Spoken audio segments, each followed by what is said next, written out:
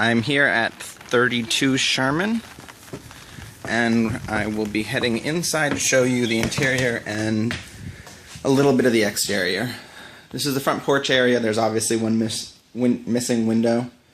All of these are probably 70s, 80s windows in the porch area, but when you come to the house, they're all replacement windows, so they're all vinyl, double pane.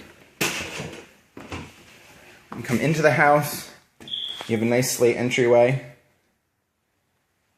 and the main staircase. To the first left is the living room area. Floors could definitely use some refinishing, but they don't look like they're completely past their life. There's another area attached to the living room, could be more living space or a small dining area if you went diagonally following the line of the hearth.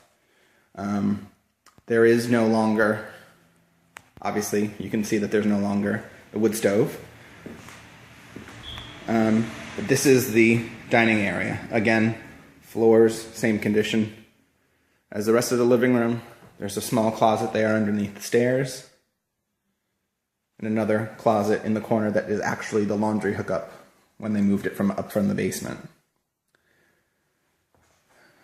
As we go into the kitchen, to the right is a half bath, and straight ahead is the basement door.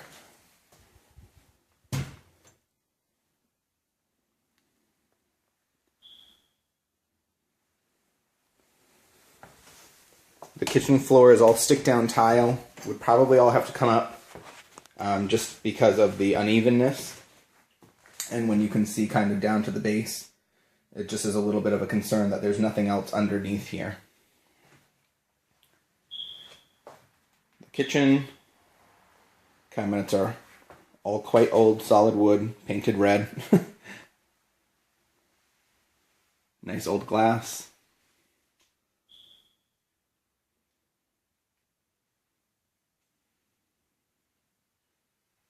And the funky little shelf behind the oven creates a little gap back there as well. So you might be able to slide in a larger stove, slide it in further if you'd like. You'd end up just kind of having to work around that depth issue. Obviously, the back patio, which you could see from other pictures.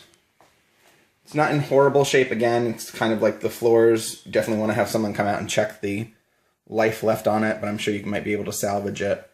The yard is nice and flat, actually. I just walked out there. It's pretty compacted. It's not like you're walking through, sort of mossy grass. The garage is a little worse for wear. There's 2 broken windows. The one side door is very unsecure, and the front of the garage is cracked, but again, it's just for an accessory building, and everything else is in pretty good shape. The bow you see there, for how old it is not surprising, but again, get someone to check that out.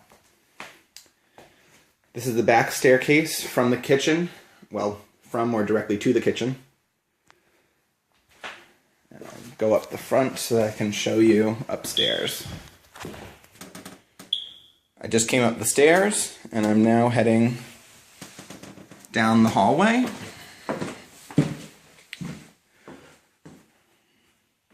This is the top of the landing. It's kind of all a hallway up here. There's really no moving space. However, there's a great amount of rooms.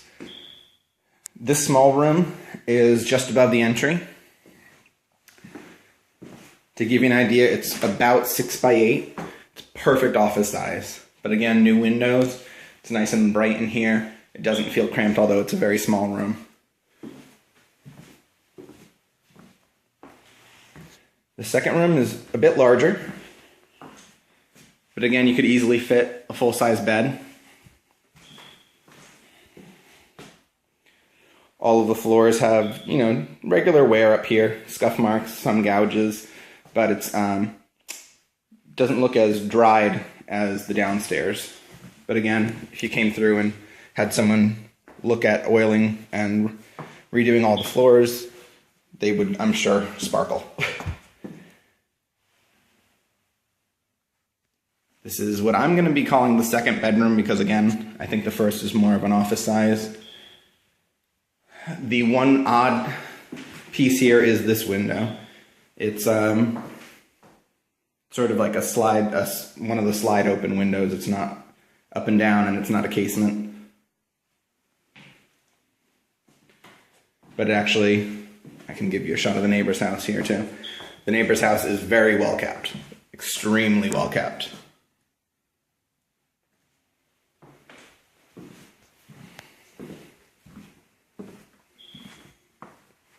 Across to the third bedroom.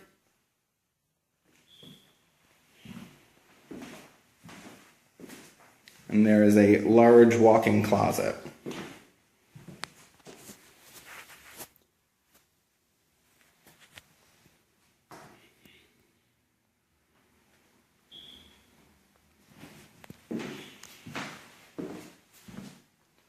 As we come further down the hall, there's one staircase to the finished attic area. It's one large room, and then two dark attics to each side. But there's a considerable amount of space. It's just a pretty steep, sorry about the lighting, it's a pretty dark, pretty steep staircase. As I come down to the end of the hall, there's a full bath. Nice and bright, and actually pretty large. Again, there's that odd depth that's right below this is that kitchen area where there's the odd depth. Might want to have someone look at that and see if you can move the tub back a little bit. It would give a big difference to this room. It's already big, but it could be much bigger. And there is another odd storage closet room area. Built-in shelving, heater, has really just the one window. The door is off the frame. I don't know if they had used this as maybe a little office room. It's pretty much just enough to fit a small desk up against the window. And then we come back down the back staircase and into the kitchen.